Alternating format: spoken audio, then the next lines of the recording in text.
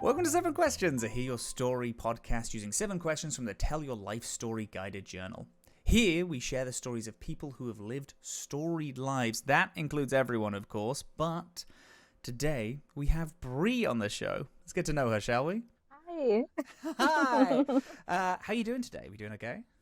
I'm doing good. Yeah, How are you doing? I'm doing very well.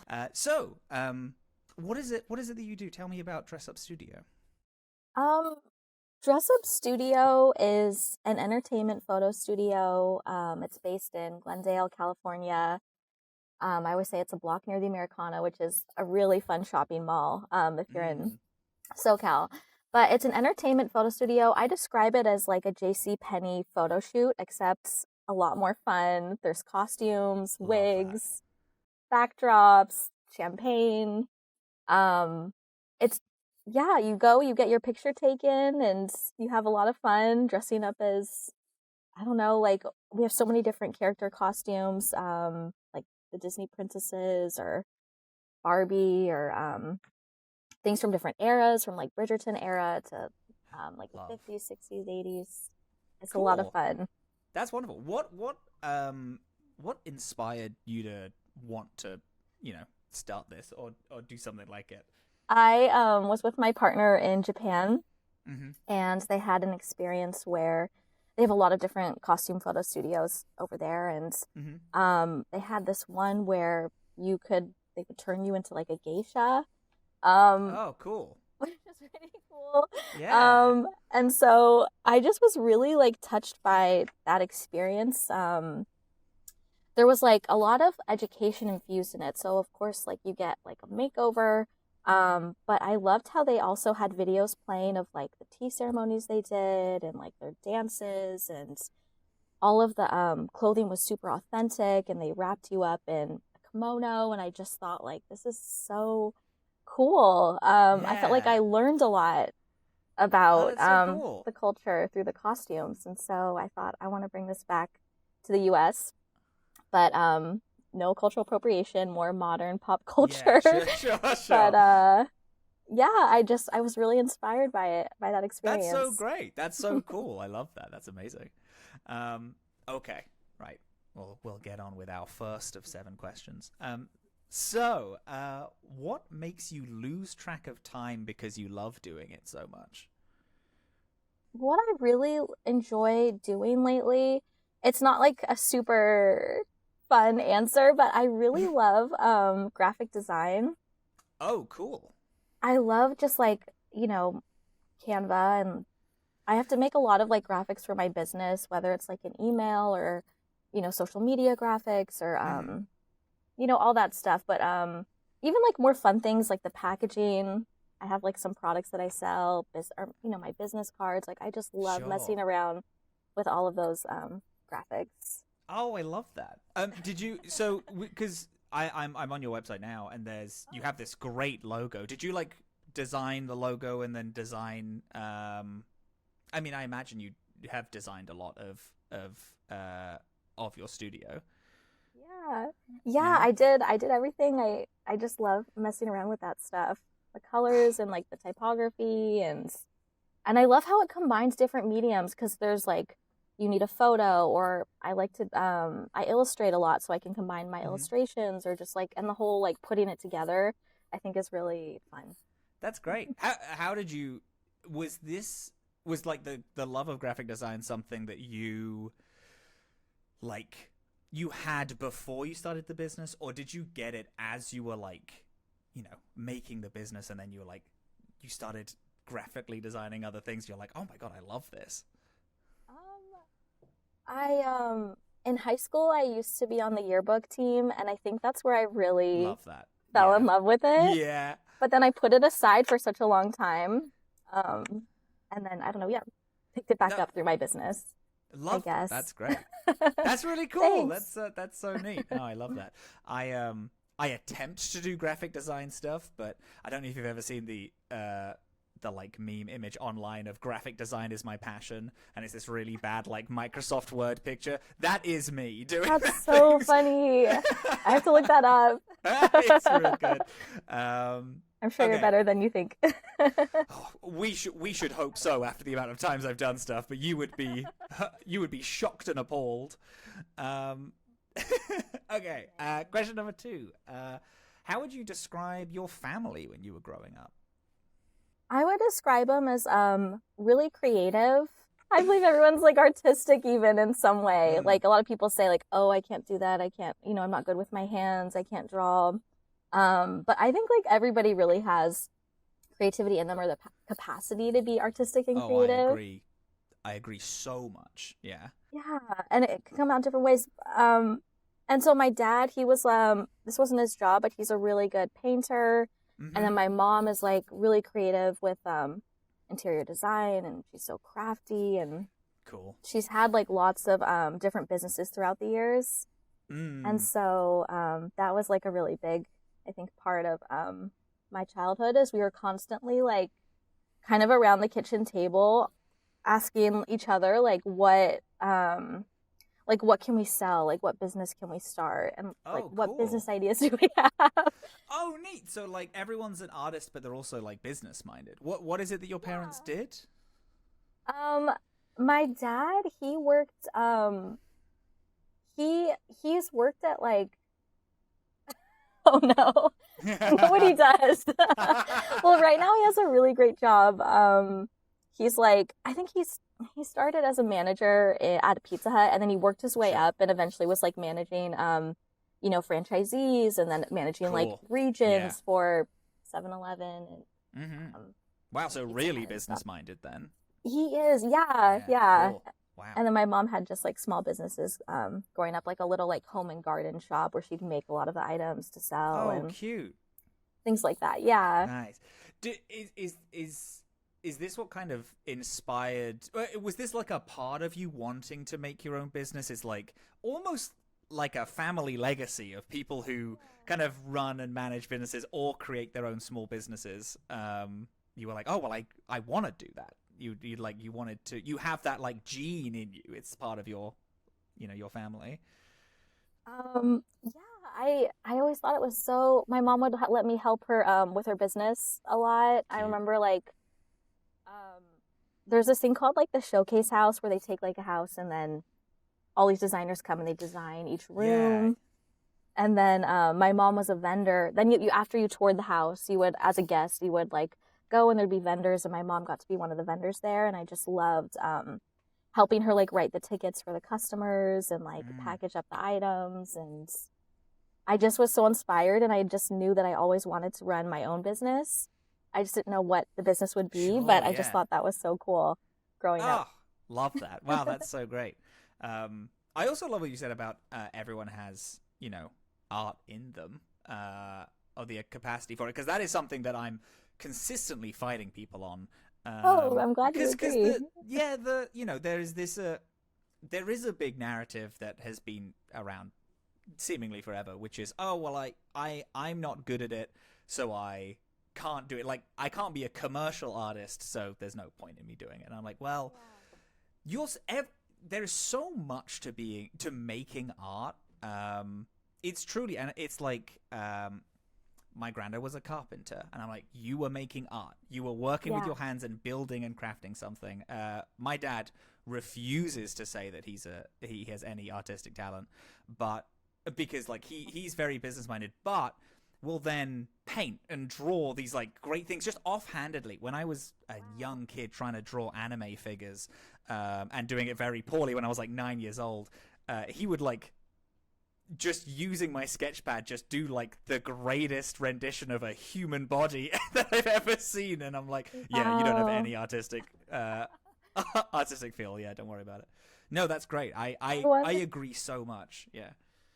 I wonder why do you think it is that people like have this resistance to like say, no, I'm not an artist. That's not me. Truly, I think it's because, we're getting very society about it. But I think people are like really, people are like pretty conditioned into being, if they're not like the top level able to sell, make a living off it, that they can't like do that thing almost exclusively when it comes to art.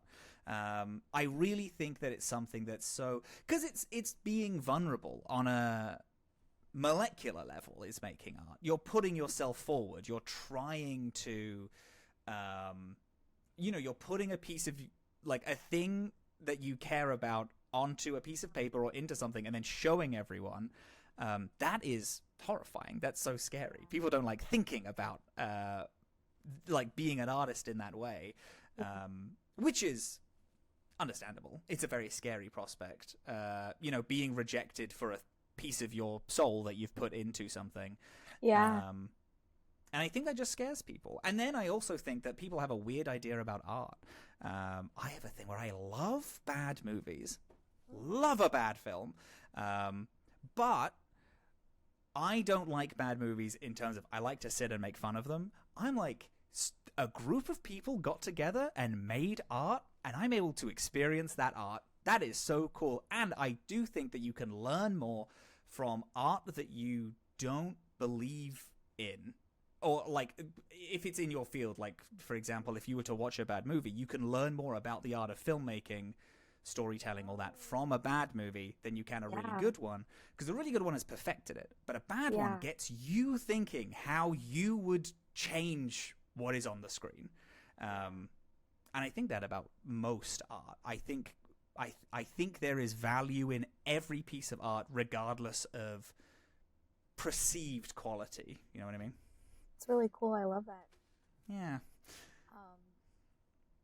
Yeah, I love that. It kind of makes me also it makes me think of that The Room, that movie. Love The Room. Famously. Yeah. That it's like even if you fail on such like a large scale, which is like, fail, it's so successful, it's so widely loved. It's so widely loved, yeah. So it's like, why not just like do the thing that you're hoping to do? Because even if it goes really bad, that could actually be turned into a success in some way. Exactly. You never know, so might as well just go for it. Inspiring people. It's there was I think it's James Franco, I might be wrong, made The Disaster Artist, which is about The Room and the making of it. So, and it has these testimonials at the beginning of the movie of people who, like famous actors who love The Room, and they're talking about it. And it's like, this is art, baby. We're talking about inspiring people regardless of the quality. What a wonderful prospect. Exactly. No, I love it. Yeah, I'm glad that we agree on that. that's Me cool. Me too. Do you have any siblings? You talked about your parents. Is it yourself and your parents? Yeah, no, I have a younger brother. He's 4 years younger than me. Love. Is he an artist? Is he an artist? He's not, but I think that oh my gosh, yes, he's a musician. He doesn't do that for a living, but he's very very talented. Oh, so yeah, he's an artist. Yeah. I was thinking more in the visual world. Got the capacity for it. Exactly. No, you're so right. Yeah. Beautiful. Right. So, who do you think was the first person in your life to truly understand you and make you feel like you didn't have to explain or justify yourself? So for this, I would say my partner. He's my fiance now, but my partner Chris. I've been with him for like 10 years. We met through work a long time ago. But yeah, he's just he's so supportive, so patient with me, and I just love how I could tell him like, I want to dye my hair purple, or I really want to live, here for, and he's just very supportive. And of course, like he, has his own, what I don't know, like guards or stops in place. Like I can't, I can't pick us up and move us to like a different country, but he would be open and he would, he listens to me, and I don't know. I don't feel like embarrassed when I tell him about my ideas or my opinions, and a blessing. I don't know. That's amazing. Yeah, that's really great. What, you said you met at work. Where was that? We met at work. We met at this startup called Stitch Fix in San Francisco about like 2014. Baby, this is Stitch Fix. Really? Yeah. Oh my I because it's US only, but I go to Brooklyn all the time. So my best friend lives in Brooklyn. Whenever I go visit them, I'm like, hey, I'm gonna go send a Stitch Fix to your house, by the way. Oh my God, that is amazing. That's wild. I was with the company for like 10 years, so it just I'm no longer with Wow. them, but it just means so much to me. It was so much of my like, Yeah, I don't know, absolutely. memories, and That yeah. makes sense. It's a big fashion thing, and you now have Dress Up Studio, which is also like fashion based. It has a lot of fashion intertwined with it.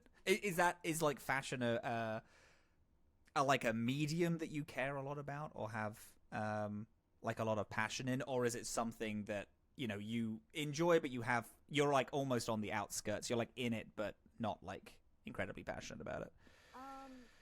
I really love fashion. I feel like so many people love it. It's not it's so I think it's like I never really wanted to fully enter that space in the traditional sense, because there's so many people who also want to be fashion designers and stylists and all sorts of things. So I was trying to find a way to incorporate it while not, just opening like a retail business or trying to be a fashion designer, because I do feel like there's so many different point of views, and I just don't know if I don't know, was ready to put my foot in there. I don't know. Well, you kind of did. Is that not a huge part of the business? That's true. Yeah. Yeah. I do love cool. costumes and the more like Sure. extravagant like. Yeah, you mentioned sense. you mentioned Bridgerton, which Bridgerton isn't like Rococo. It's more like Victorian-y kind of era, Edwardian. Is there like a time period of fashion that you are like that you love? Because you have the Disney dresses, which are all also kind of these big, beautiful ball gowns, and then you go into Bridgerton, which is kind of also that. Is that type of era something that you're that you enjoy, that you're passionate about? I really think it's hard to pick. I really like a lot of it. When I was working for Stitch Fix, we had to I started out as a stylist, and we had to style people with all different types of styles. And we called them like preppy, boho, romantic. Yeah. And I feel like it really like trying to style other people, I really was like, wait, I think I like everything, or there's something in every genre that I can connect with. Yeah, and it really made me kind of have less, like I used to dress in like a certain color palette, and like I was very strict, and then this really opened me up, I guess. I just so when I feel like when it comes to like aesthetics and colors, I can just connect with like a lot of different ones, I guess, if that makes sense. Yeah, whatever fits your mood.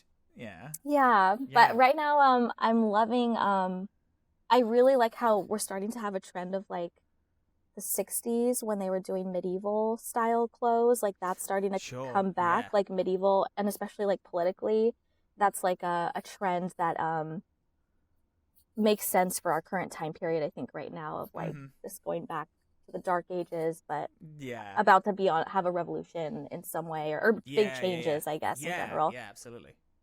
So I think that's really cool. I really like that style right now, but I don't know. It's hard for me to pick. I kind of like everything. No, that's really cool. That's crazy insightful about the, how fashion is moving toward a similar kind of cultural, I don't want to say threshold because that is the wrong word. That's why I don't want to say it. But kind of the cultural standing that we had in the 60s. And that's why that kind of style is coming back. That's really interesting. Yeah. That's something I didn't consider before, yeah. What period of your life shaped you the most, and how do you think it changed you? That period in San Francisco was really influential for me.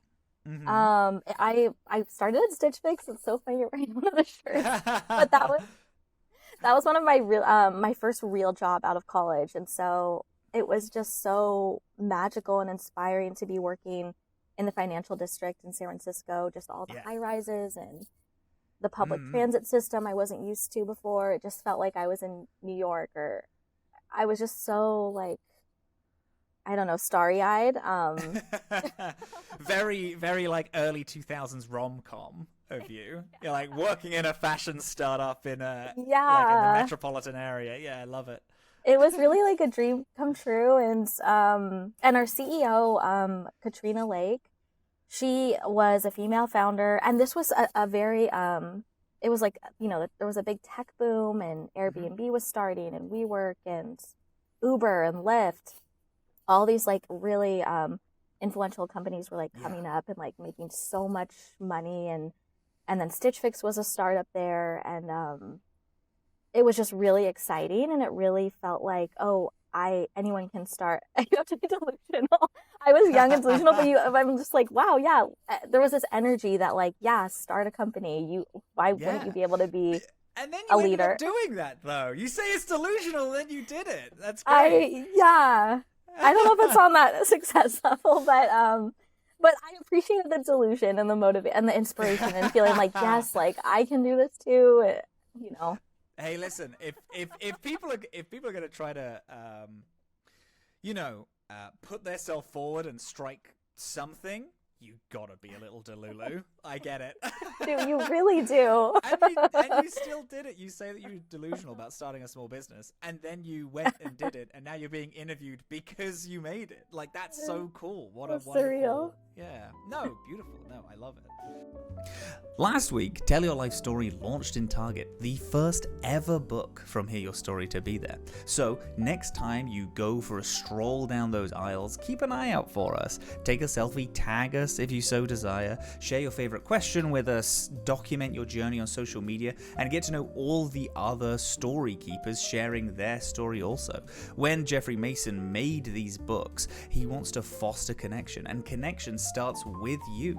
So reconnect with yourself with questions like the ones in this podcast with Tell Your Life Story. Speaking of this podcast, let's get back to it. Okay, 5th question.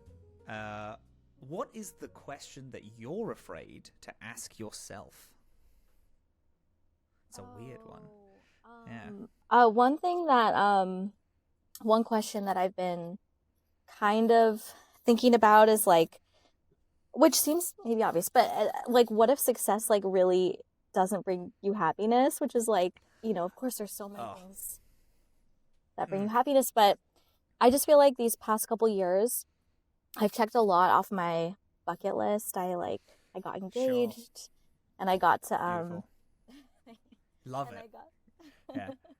And I always wanted to live in New York, and so I got to spend like a month there and kind of, fulfill that in some way. Yeah. And I have like this brick and mortar space, and like I feel like it's kind of like sad in a way. Like I found, like, as I'm checking, I mean, not the engagement piece, but like I've had these long-term goals for a while, and Yeah. I've been working I've been working on this business for like 6 years or over 6 years, and so it just feels like, I don't know, like the most fun is truly like in the early stages when you're excited and you're building something and you have a goal, but when you like get to it, it's just really like scary to be like, okay, now what? Like, what's my next goal? I don't know what it is. Absolutely. It's like it's the excitement of reaching for the goal is that there's a goal that you're reaching for, and then as soon as you get it, it's like, I don't have a goal now. Nothing replaced the goal that I got. Yeah. That is, and then not knowing what's next. Exactly. Yeah. Is it so? What? Because it's interesting. Because the question that you said is, what if success doesn't bring happiness? Is that like what is success? What do you think that is? Yeah, that's a really hard question. Yeah, an incredibly loaded question.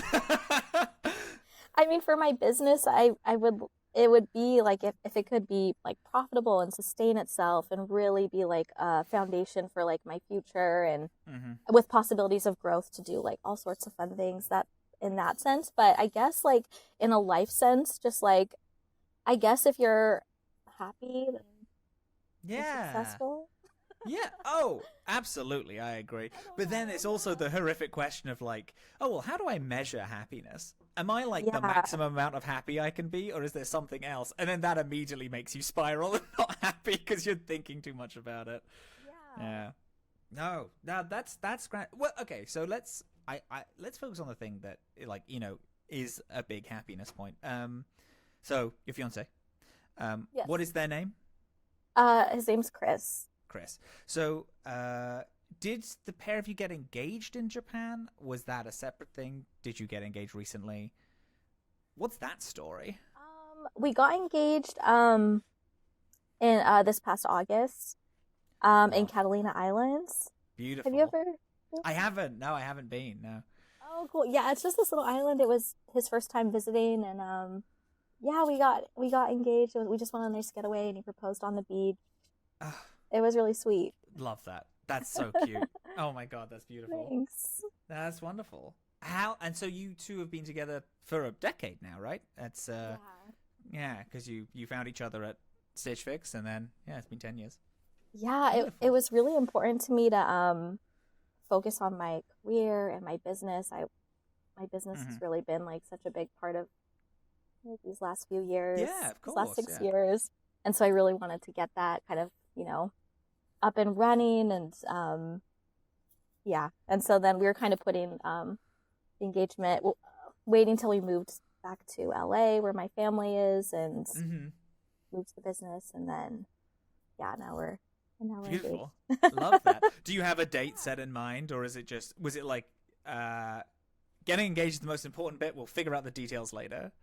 Yeah, we have a date. It's January 24th, and we're gonna get married in San Francisco. Love. We love that city, and it's where we really met, and we have all of our memories there. Yeah. And so, yeah. You said that New York is really like New York is a place that you've always wanted to live, but San Francisco is home, right? Am I getting the right idea there? Yeah, it's funny because I grew up in LA, and so Mm. I spent all the way up until like I was a teenager here, and then went to college in NorCal, and then spent like my major adult life in the Bay Area, in Oakland, and in San Sure. Francisco, and Yeah. that's where a lot of my friends are, and I feel like I really Mhm. became, an adult, and I really formed my values and my goals and a lot up there. So I feel like Yeah. it is really, yeah, meaningful to me, the Bay Beautiful. Area. Oh, love that. Oh, that's beautiful. Okay, so this actually next question is a little bit relevant to what we just asked. If you could ensure that your life and work would accomplish just one thing, what would you want that to be? Because this is success. Like it's your like life and work is accomplishing one thing. Yeah. Yeah, my business, Dress Up Studio, and whatever future work I go Mhm. into, I'm really passionate about like just having like cultivating like self-love and acceptance Mhm. in people. I feel like for a lot of women, I feel like this message that like a woman's value is like in her appearance, and just how that's fleeting, and it's not something you can hold on to. Mhm. I think I'm trying to like kind of I want to help like dismantle that a little bit, and I feel like there's like a lot of anxiety and pressure to look a certain way, especially in today's age. There's lots of like there's Ozempic and lots of injections that seem really normal, Yeah. and that's great if people want to engage in that and it makes them feel good. But I also want to also put out the message that you're great just the way you are. Mhm. And when it comes to my photo studio, people are always waiting to take a picture, waiting for a milestone like prom or a wedding, or Mhm. waiting to lose weight, or waiting till they look a certain way. And my message is, let's take the photos now. Let's celebrate who you are today, exactly as you are, without needing to change anything. Mm. And like, I want people to feel really good about themselves and just feel really like joyful and happy in their skin. Oh, And so I'm very love passionate that. about that. No, beautiful. That's amazing. I adore that. That messaging. Yeah. I'm sure that you must have had people like say something to you along those lines of like, oh, I was like anxious to do this, and then I came to the studio and I just feel so much better. Is there anything like that or like? Do you have a moment which is like the first time someone said something like that to you that like resonated? I don't know if Or is it even just like a look out on people's face that you're like, oh, this is Yeah. doing really good for them? I think that people are nervous when they come here. They're like not sure what to expect, and then once Mm-hmm. they get dressed up and we're taking pictures, and I'm like, saying like, "Oh, pretend you're a princess," or like, Mm-hmm. pretend you're a diva, and like, I think that people really get comfortable when they come alive, and you can see that they're really joyful and happy, and they usually say like they've had a great experience and Love that. they had a great time, and I mean that's what makes it worth it Yeah, that and must be so fulfilling. fulfilling. Oh, yeah, I cannot imagine. So, it's fun. It sounds like that you're like, I don't. Do you take the pictures yourself, or is it like? Because it sounds like you're doing a lot of like the directing of the people doing stuff, helping them feel comfortable in the space and helping them get like the best out of the experience. Yeah, yeah. Yeah, I photographed them, and I really really love it. cute. That's so great. How did you was because we've talked about like you with fashion and things. Is you in photography another like? Do you have history there, or is this something that you picked up for the studio? Um, I picked it up for the studio. I've always like kind of enjoyed it, but I never really like studied it until about a year ago. Um, yeah, I mean, I was building this photo studio, and Mm-hmm. I had so much fun like curating the costumes and the backdrops and making it like super immersive and magical. And then Mm-hmm. I just realized like I have a photo studio and no photographer, and so then I started to kind of It's like get it has into to be you that. to do it. Yeah, great. And really, I found I really, really love it, and I just love making people feel, yeah, just feel good in their skin. Beautiful. That's amazing. Oh, that's so grand. Um, okay, and this is our last question of our 7 questions. Um, what question do you wish someone would ask you about your life? Um, well, I have like a more serious one and then a silly one. Hey, listen, Um, if you wanna drop both, I'm here for yeah, and just edit out whatever take me down. it. Um, okay, so the more serious one is just like what have you like learned, Mm-hmm. based on your experiences, I guess, or what advice would you Sure. give? Yeah. And it kind of goes back to what we were talking about in terms of like happiness and like success and Mm-hmm. um I kind of feel like what I've lately have been learning and realizing is that it's important to just reflect on like when you felt joyful and whether Mm-hmm. it's like that day, like what was like the best part of my day or like the best part of my month or like what were the times in my life where I was the happiest. I think it's important to like prioritize, to reflect on it and then just kind of go towards those moments because I have found Yeah. it's easy to, they get lost kind of in like work and family Oh, obligations and absolutely. Yeah. all that sort of thing. Yeah. No, it's this is actually so. For years, my mum always bought me for Christmas a little notepad, and she wrote always on the first page of like every day before you go to bed. I have to write 3 things that I liked about the day. Full stop. Like it could be something like the smallest thing of like I had a really good bunch of grapes today, or something big like whatever the event was. Um, I think, and truly, it's like I have like a sad history of depression and things, and having something every day that admittedly I do it for like 2 months and then I would stop because I was a young 20-year-old. I was answering questions before bed every day, so I would just forget and then I'd get knocked out the cycle. But it helped my outlook so much. Is like trying to reflect on what was positive about the worst days, and then being like, oh, so every day has something in it that works and is good.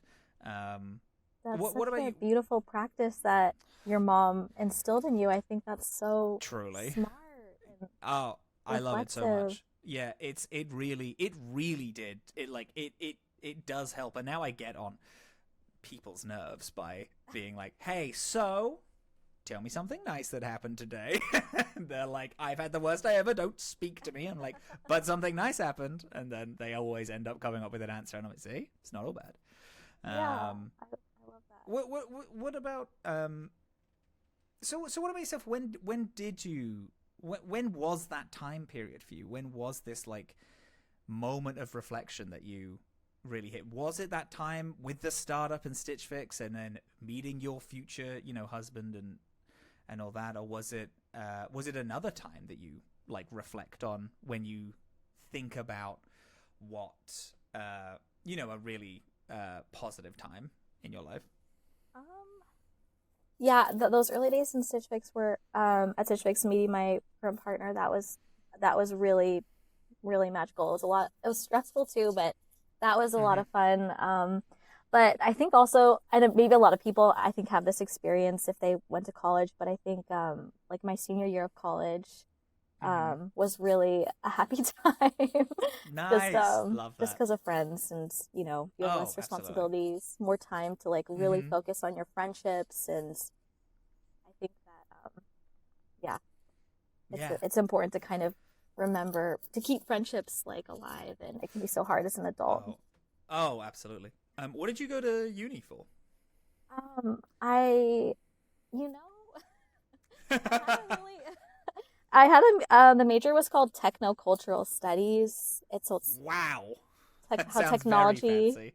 Sure. Yeah. Yeah, it no longer exists. It was a very small major, so but it's pretty much exclusive club that you're in. We love that. It was a lot focused heavily on like film and digital media and video and photography. That's interesting. It's kind of a hodgepodge of. Sure. What inspired you to pick that major up? Was it just you just really liked digital media and you wanted to be a part of it, or?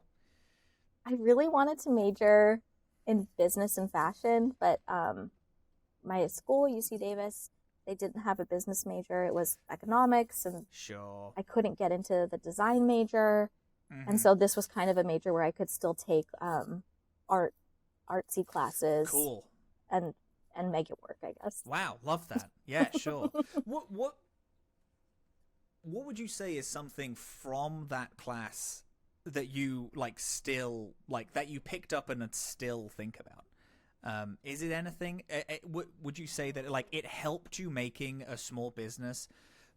We have you have a beautiful website. You do a lot of logo design. You do a lot of online pushing. Would you say that any of that helped you in a big way when it comes to making a small business?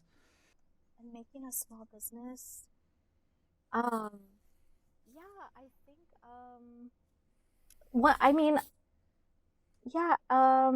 it was a very creative major. I think one of the biggest takeaways that I think about frequently today is that there have been these different periods, of course, in history where technology is boomed, and there's always a bit of a backlash to new technology, and there's early adopters, and then people who kind of are, not ready yet to get on board. Yeah. Suspicious, yes. Yeah. And I think that it's important to be critical of new technologies, but I think it's going to be okay, and I don't know, as long as we're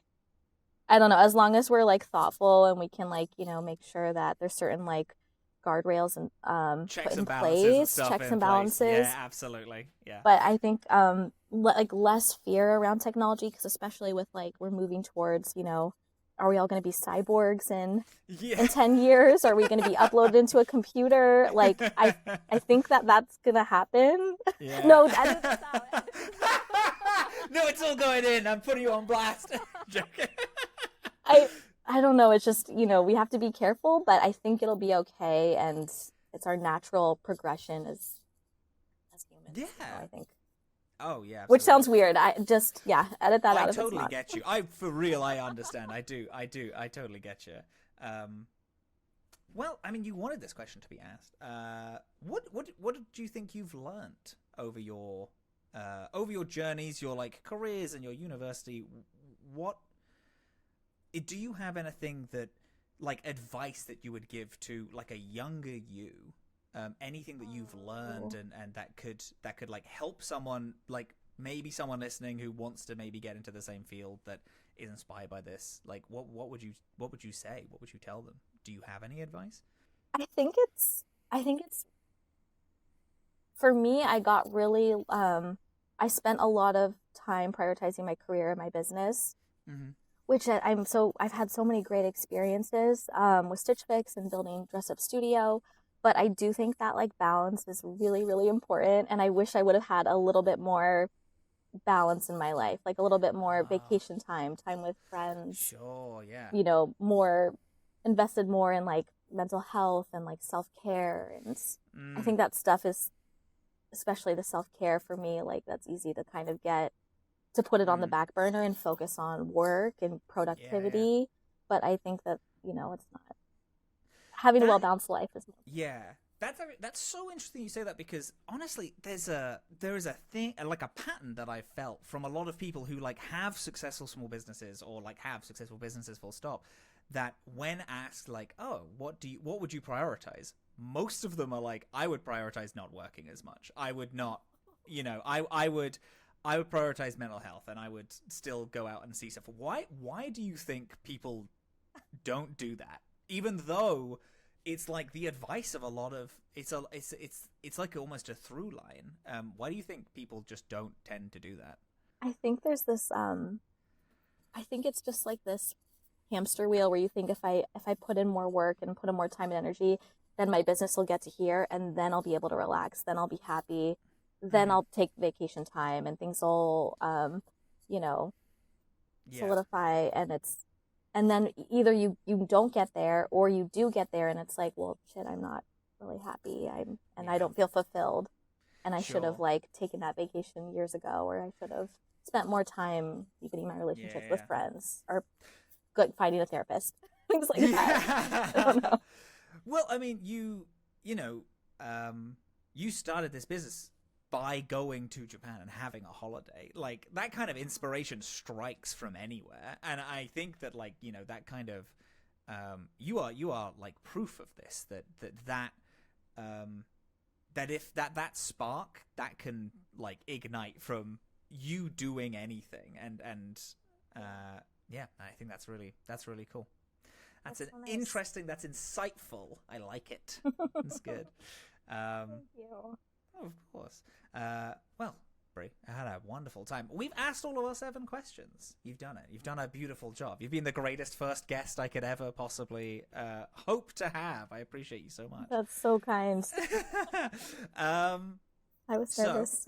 uh, is there any if people like were excited by you and the idea of Dress Up Studio, where would you recommend them go check you out? Yeah, if you're interested in having a magical costume experience photo shoot, you can visit our Instagram at Dress Up Studio Events, or our website at dressupstudioevents.com. Beautiful. Well, thanks so much, Brie. I appreciate you. Thank you so much for being here. Yeah, Yeah, and go thank go you. check out Dress Up Studio. It's very fun. When I got sent this, I was like, "Do you want it to be Brie?" I looked at the website. I was like, "Yeah, this looks awesome. Love this actually." But That's yes, so thank you so kind. much for being here. No, of course. Thanks so much, Brie. I appreciate you so much. Thank Okay, you. Thanks thank so much. I you. appreciate the time.